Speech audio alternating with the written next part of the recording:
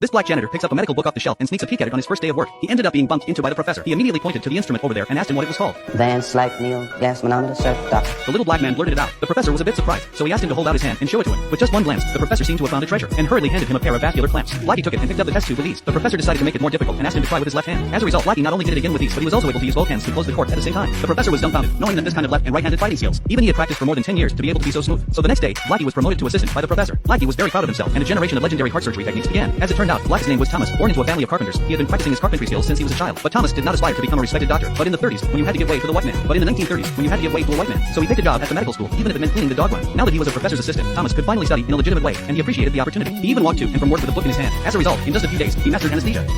He weighs 18.4 kilograms, and it should take 5 minutes.